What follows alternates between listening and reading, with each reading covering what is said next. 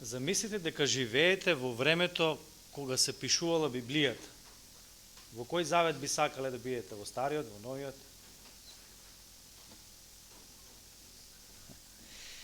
И замислите и вие да сте една од личностите која што треба да се најде во Библијата. А Библијата е многу реална кога ги опишува луѓето.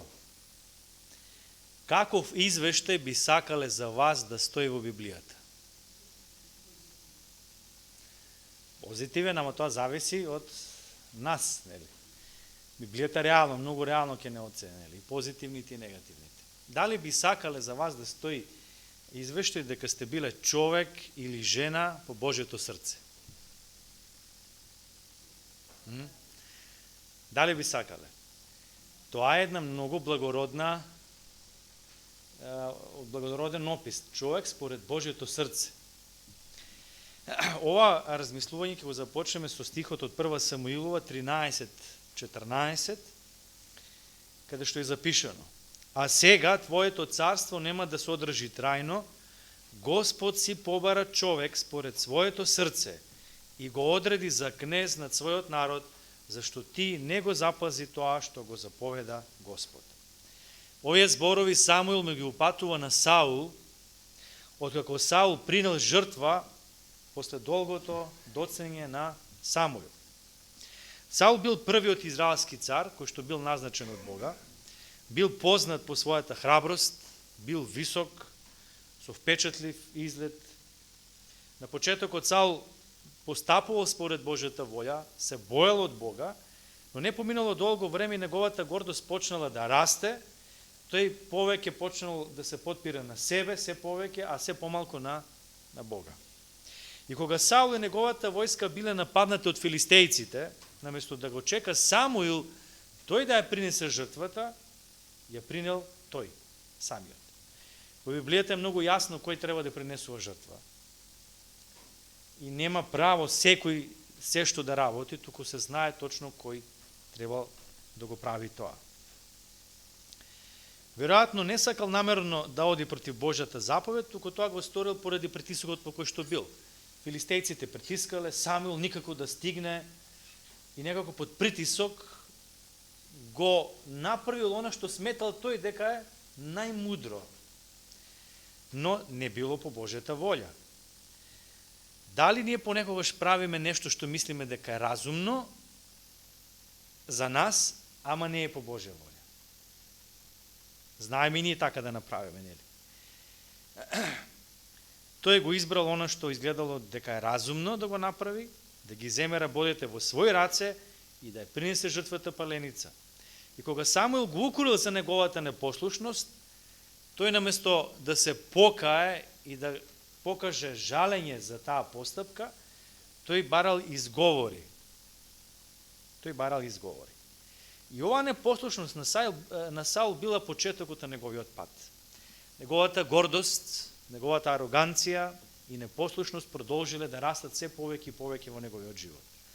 Саул се обидувал да го надомести недостатокот на непослушност и довербал во Бога со принесување паленици.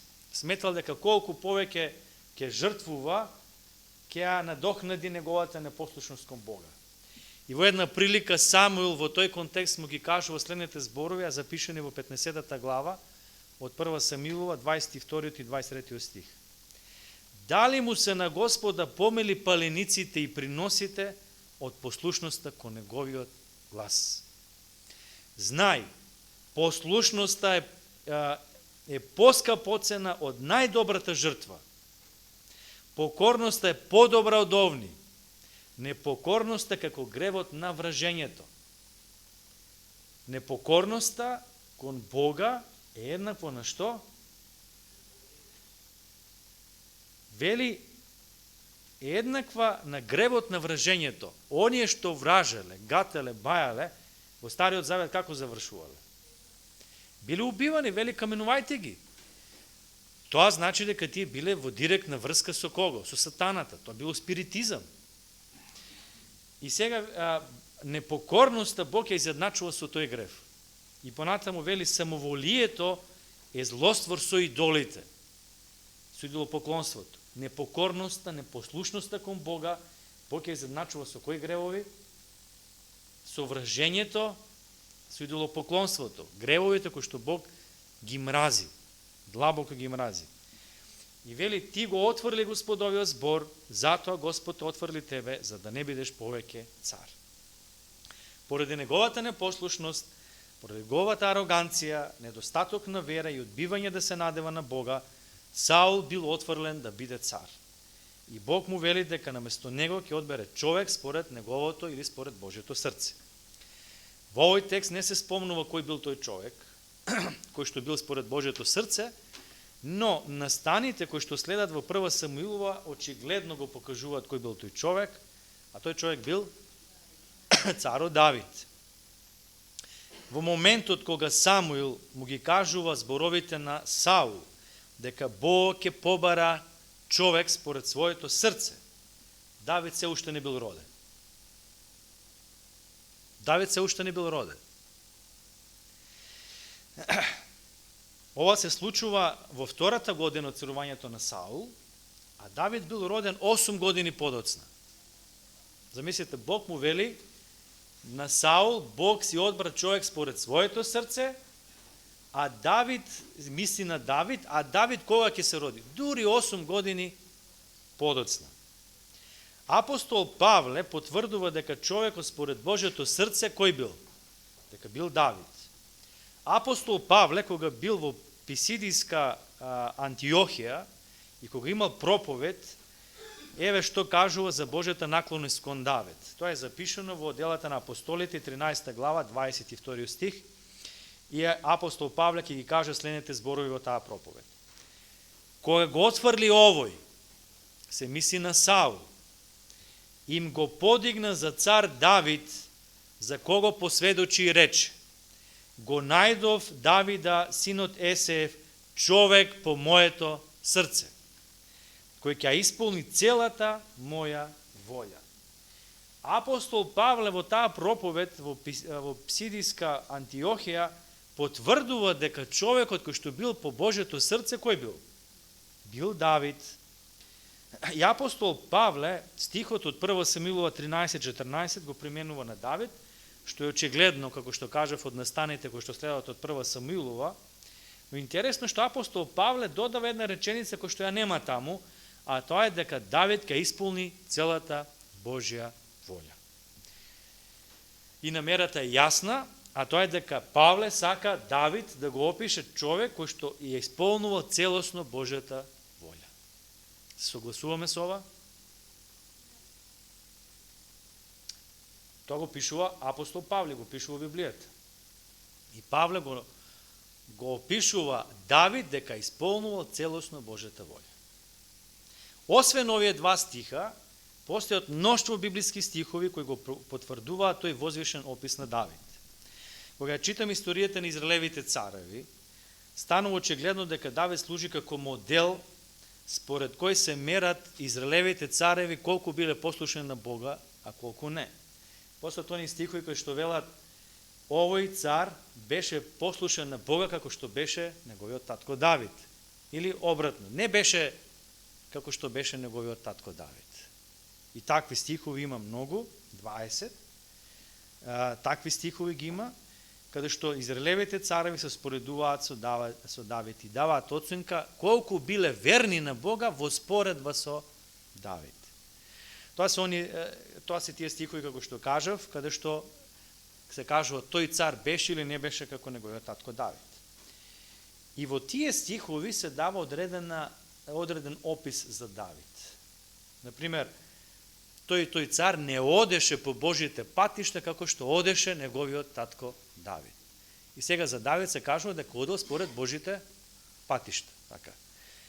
И ако ги гледаме тие 20 стихови, ние ќе видиме како е Давид опишан. Ако сакате, ја ги имам и стиховете тука, после можем да ви ги дадам, чисто накаде ги имате. Вели Давид таму е опишан дека одел според Божите патишта. Слушайте добро. Давид одел според Божите патишта. Вели ги пазеше Божите заповеди, закони и наредби. правеше што е право или праведно во Божите очи. Вели, неговото срце му припаѓаше потполно на Господа. Му се покоруваше сосем на Господа. Значи, вели, му се покорувал сосем на Господа. Го следеше Бога со сето свое срце. Неговото срце беше потполно верно на Господа. Се согласуваме со овие описи на Давид?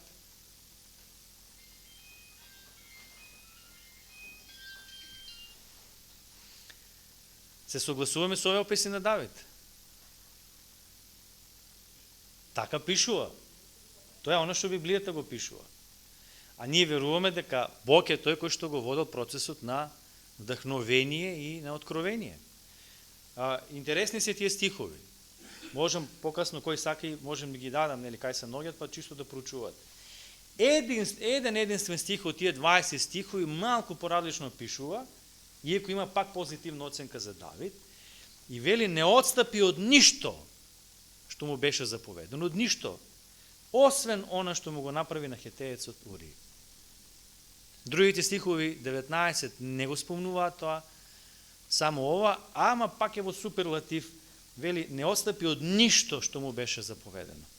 И еден стих посебно ми влезе во очи, а тоа е во Прва Царевите 9.4, каде што вели, а ти, ако одиш пред мене како што одеше твојот татко Давид, во невиноста на срцето и во праведноста. Какво срце имал според овој стих Давид? Невино, чисто срце, праведен.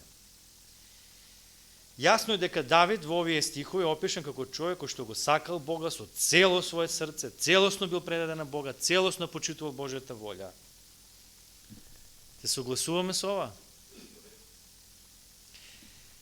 Тука веднаш се наметнува едно прашање, како Давид може да биде наречен човек според Божјето срце и да се даваат такви описи за него, кога тој направил страшни гревови, како што биле, нели, прељубата и убиството. Ужасни гревови, така. Ама сепак за Давид се вели дека бил човек според Божјето срце и е представен во едно позитивно светло. Што мислите, зошто? Од друга страна, знаете ли дека Давид бил пророк? Ние го знаеме како цар, ама знаете ли дека бил пророк? Во делата на апостолите, во втората глава, 29 стих и 30 стих, Петар еве што вели: мажи браќа, нека ми е дозволено да ви зборувам слободно за прататкото Давид, дека тој умри и беше погребан, а гробот негов е меѓу нас се до денешен ден. Па бидејќи беше пророк, и знаејќи дека му Бог беше ветил и така натаму. Значи, Давид, според зборовите на Петар, што бил? Бил пророк. И стварно прорекувал. Например, читајте го Псалмот 16 или Псалм 22, тоа се мисијански псалми, каде што буквално опишува смртта на Исуса Христа. Значи, бил пророк, бил цар, направил страшни гревови, а од друга страна, значи, Бог вели дека тој е стварно човек, добар, човек кој што го почитува Божјата волја, кој што целосно бил предаден на Бога, и тоа малку не става во дилема како може еден таков човек кој направил такви гревови да биде опишан во таков суперлатив и да биде как човек според кој ќе се споредуваат сите други цареви. Ајде ги видиме кои карактеристики ги имал Давид, кои што го ставаат во таа категорија, како што опишан, нели, во Библијата. Број 1. Давидовата апсолутна вера во Бога. Давид имал неверојатна силна вера во Бога. Апсолутна вера во Бога. И тоа го докажува и борбата со џинот Голијат. Била потребна храброст да се соочи со таков џин, како што бил Голијат, кој што бил вооружен до заби и онака бил грамаден, голем човек. А Давид излегува пред него младо момче, нема ништо на себе, и таа опрема што му ја дале била претешка, па е соблекол, нели, и штитот, и шлемот, и се, и отишол да се бори со што? Со прачка и со каменчиња. И сега, пред да го фрли каменот и да го убие Голијат, Давид изјавил: и сиот овој собир ќе знае дека Господ не дава победа со меч ни со копие, зашто Господ е господар на битките и тој ќе ве предаде во нашите раце. Замислите, во израелската војска имало многу храбри и искусни војни. По сила сигурно биле многу посилни од Давид и по големо искуство биле, ама никој од нив не се охрабрил да излезе против Голијат. Едно младо момче што нема поим што значи тоа војна, никогаш не се борел. Има таква силна вера и таа вера во Бога него го турка напред да излезе и да истапи да каже: јас ке се борам. И што вели тука?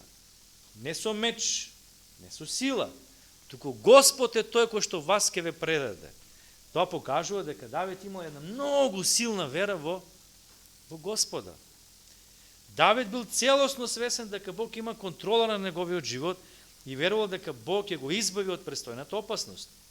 Инаку, кој е тој кој што ќе се впушти во една потенцијално фатална ситуација ако нема силна вера дека Бог ќе контролира се? И Давид уште рано во својот живот научил да има таа силна вера во Бога и дека треба да му биде послушен. Во разговорот претходно, кога разговарал со Саул, дека тој сака да истапи, тој треба да се бори со Голијат, тој што вели на Саул: Господ ми избави од лавовите канџи и од мечкините шепи. Ќе ми избави од овој филистеец. Замислите која силна вера. Таква вера дека Бог е тој кој што има искуство со лавот, со мечката. Ако Бог тогаш го спасил, што е сега проблемот? Бог ги води битките. Како што гледаме во Светото писмо, верата на Давид му се била угодна на Бога и Бог го наградил Давида за неговата безрезервна вера во него. Од друга страна, Давид му дал заслуга на Бога за победата над Голијат пред да го поводи со камен. Има апсолутна вера во Бога, нешто што му недостасувало на Саул. Дали Саул имал вера таква во Бога? Да и имал таа вера во Бога, не би ги презел рабојата во своји раце и не би го фатило паника, тука едноставно би оставил Бог да ги води рабојата. И тука е почетокот на падот на Саул. За разлика од Саул, Давид бил човек кој што имал силна, јака вера во Бога и тоа му било угодно на Бога. Вера кој што ниту еден од Израелевиот табор не ја покажал. А младо момче ја покажал таа силна вера. Број 2. Давид целосно се потпирал на Бога. Иако Саул бил неговата постојана закана за неговиот живот, Давид го почитувал како цар и му го пошедил животот повеќе пати. Кога Давид имал прилика да го убие Саул во една пештера, а неговите поданици кои што биле околу него, што му велат? Еве, Бог ти дава прилика, сега е моментот. А Давид што вели? Не сум јас тој кој што треба тоа да го направи. Бог е тој. И тој во тие моменти што кажал? Господ нека суди меѓу мене и тебе, кога разговара со Саул. Господ нека ме одмазди врз тебе. Ама мојата рака нема да се дигне на тебе. А што вели Библијата? Одмазата чива е? Божија. Не сме ние тие кои што треба да се одмаздуваме. Така? Божја одмаздата. Оставам во Божји раце. Давид покажал целосна доверба во Бога, иако му било тешко. Замислите, вие со години да живеете под притисок, Саул ностоп ве гони, значи ви го загорчува животот и оставате во Божји раце, Бог да биде тој кој што ќе го реши случајот. Давид знаел дека Бог него го прогласил за следен цар, но за разлика од Саул со жртвата паленица, Давид чекал Бог да го отстрани Саул, наместо да ја преземе работата во своји раце. Тој исто така целосно се потпорал на Бога за да го спаси од злобата на Саул, кој сакал да го уништи. Број 3. Давид апсолутно го сакал Божиот закон и се трудел да го твори. Од 150 псалми, 73 ги напишал Давид. Преку овие псалми ние добиваме увид во неговиот натрешен живот, што е она што случувало во неговиот духовен живот надре. И пишувајќи во различни и честопати тешки периоди во својот живот, Давид постојано истакнувал дека го сака Божиот закон, ја сака Божјата совршена реч. И njegov пример за тоа наоѓаме на многу места, еве ќе го прочитаме Псалам 119 од 47 и 48 стих. Вели, мојата наслада е во твоите заповеди, зашто ги љубам. Јас ги подигам рацете кон твоите заповеди, зашто ги љубам и размислувам за твоите повелби. И не е тешко да се види тој колку ја почитувал, колку ја сакал Божјата реч, Божите закони и заповеди и сакал нели да ги твори. Број 4. Љубовта на Давид кон непријателите. Од сите негови односи со Саул, Давид покажал агапе љубов кон човекот кој што му бил негов непријател. Интересно е тоа што Давид го направил тоа со векови пред Исусовата проповед на гората и неговата заповед: љубете ги своите непријатели и молете се за оние кои што ве гонат, запишано во Матеевото Евангелие. Со векови пред тоа Исус да го каже, Давид е покажал таа љубов. Ги сакал своите непријатели. Како постапил Давид кога Саул умрел? Се радувал? Конечно! Не. Тој жалел, он плачал. Му било многу тешко. А Саул, што му бил него? Непријател. Непријател. Покажал вистинска агапе љубов.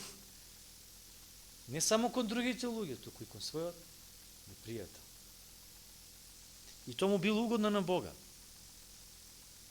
Ја творил Божјата реч. Дали Павле е стварно исправно го оценува, вели, одеше по Божите патишта, имал апсолутна вера во Бога, ја сакал Божјата реч, ги сакал своите непријатели. Па тоа е тоа што нас не поучува самиот Бог. Број 5. Давидовата понизност. Дури откако доживел извореден успех во битките, Давид останал понизен. Кога Саул му е понудил за жена својата керка Михала, тој одговорил: зар е во вашите очи нешто мало за да се стане царев зет? Па јас сум само беден и мал човек, јас сум никој ништо. Тоа покажува дека имал една длабока понизност во себе. Подоцна во неговиот живот, откако Давид бил крунисен за цар и ги победил своите непријатели, пророкот Натан му кажува дека Бог му ветува дека неговата династија ќе продолжи за секогаш. И тогаш Давид му се моли на Бог и вели: па кој сум јас, Господи? Кој сум јас, Боже?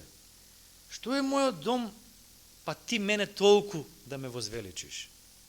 Покажува една длабока понизност во себе. И во овој момент Давид имал огромен успех во се што правил, но сепак никогаш не ја презал заслугата на себе и не се сметал себе си за достоен да биде возвеличен ниту од луѓе, ниту од Господа. Му дал целата слава на Бога. Покажал понизност. И тоа му се допаднало на Господа. Затоа што Бог е оној кој што ги сака понизните луѓе. Број 6. Интегритетот на Давид. Давид бил човек со интегритет. Тој признавал кога ќе погрешил и ја презел одговорноста за своите грешки. Тоа е нешто што му е угодно на Бога. Ние како грешни луѓе сакаме да ја префрлиме одговорноста на некој друг. И тоа е од самиот почеток, Адам и Ева кога погрешиле, одговорноста за своите грешки ја префрлиле на друг. Адам што вели?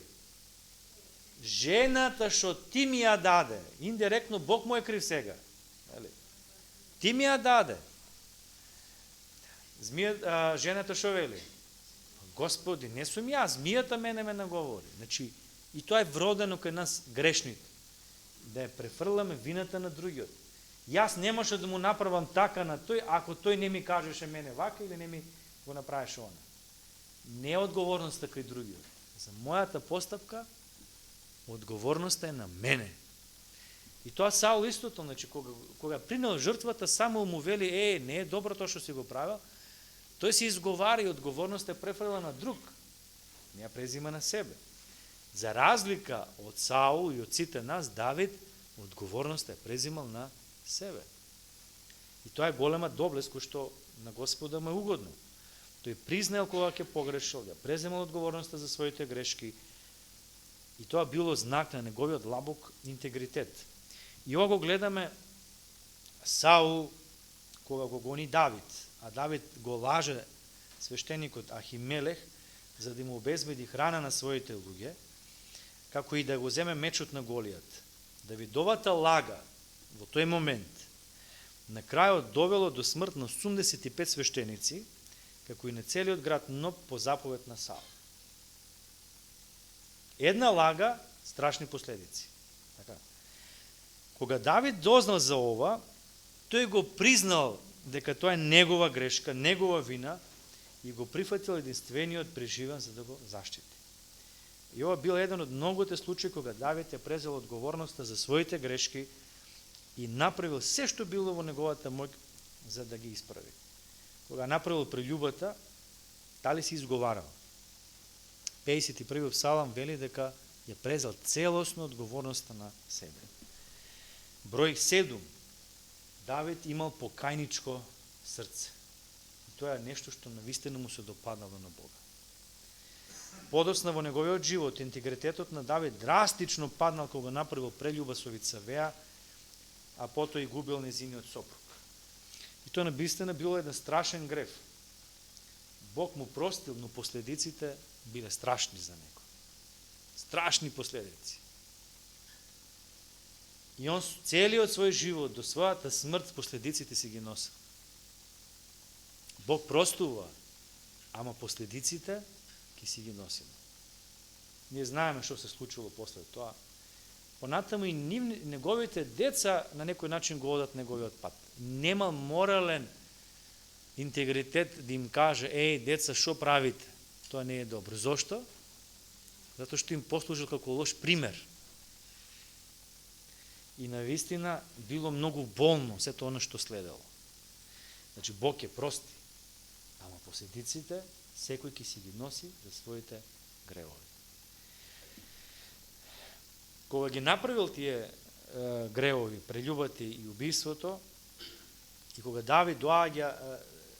кога Натан доаѓа кај Давида и му е открил страшната работа на Давида, наместо да побара оправдување за своето однесување, а можел, како секој грешен човек, он можел да каже: па што која тераше таа жена да се шета така, нели?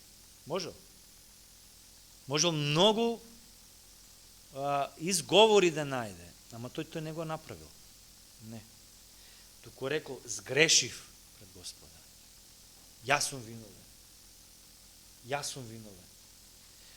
Давид ја презел одговорноста на себе и се кајал за своите постапки. Тој искрено побарал прошка од Бога. И Давид тогаш го напишал Псалмот 51, после прељубата со Вицавеа и убиството на Урија. И во тој псалм Давид со скршено срце го признава својот грев и побрал од Бога прошка и духовна обнова. Вели: Господи, создај ми чисто срце. Јас сум валкан, јас сум за никаде. Направи нов човек од мене. И Елена Вајд во Патот кон Христа, кога зборува во поглавието за простувањето, таа шо вели дека ова е вистинскиот пример, модел што значи вистинско покаяние. Давидовото покаяние. И тоа му се допаднало на Бога. Број 8. Давид постојано го слави Бога и ја искажува својата благодарност кон него. И покрај тоа што последиците од прељубата со Вицавеа, убиството на Урија биле многу тешки, Давид никогаш не престанал да го обожава и да го прославува Бога. Се верува дека Давид 8:51 псалам во исто време го напишал Псалмо 32, после нели прељубата и убиството на Урија. И таму во 32 псалам почнува вели: блажен е човекот чии гревови се простени. И на крајот како завршува? Радувајте се во Господа и радувајте се праведници. Викајте радосно сите кои сте со право срце. Замислите, Бог му кажува дека има страшни последици заради твоите гревови. И јасно му предочува што? А тој пишува песна на Господа и вели: радувајте се во Господа. Тој го слави Бога. Тој сватил дека неговата праведност не потекнува од неговите постапки, туку од неговата љубов и починување на Бога. Во околностите кога другите можеби бегаат од Бога, се кријат од Бога, кога грешат, и што е својствено за нас грешниците, Адем и Ева кога погрешиле, што направиле?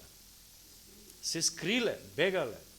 И никога грешиме што велиме, не сум достоен да одам во црква, не сум достоен да отворам Библија, не сум достоен да се молам, затоа што сум грешен.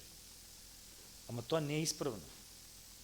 Баш тогаш ние имаме голема потреба да клечеме пред Бога, да се молиме, да бараме од Бога, да читаме Библијата, многу повеќе него ли претходно. Давид не бега од Бога, Давид не се крие од Бога, туку Давид оди кај него и искрено бара прошка, покаяние, промена, ново срце. И го слави Господа. И многу од своите псалми Давид ја скажува своите болки и страдања, но тој никогаш не престанал да му служи и да го слави Бога. Животот на Давид бил обележен со периоди на голем мир и просперитет, но и со периоди на голем страф и очи. Но во текот на сите периоди во неговиот живот, без разлика дали поминувал низ очај, тежок период или му било убаво, тој никогаш не заборавал да му заблагодари на Господа за се што има. И тоа е една од неговите најдобри карактеристики, благодарност. Ние често пати знаеме да бидеме крајно неблагодарни. Ама Давид бил благодарен. Пример, Псалм 104 стих вели: влезете со благодарници во неговата врата, со песни во неговите дворови, хвалете го, славете му го името. И не само овој стих, туку многу стихови во псалмите тоа го покажуваат. Да сумираме. Одговорот на прашањето зошто Давид бил наречен човек според Божјето срце и она што Павле го вели дека ќе исполни целата моја волја, тоа е одговорот. Ние сметаме дека само ако човек е безгрешен, никогаш не погреши, така, тогаш ќе исполни Божјата волја. И тоа е така, и ние не смееме да си играме со гревот. Треба многу сериозно да сватиме ситуацијата со гревот, но луѓе сме и знаеме да погрешиме, така?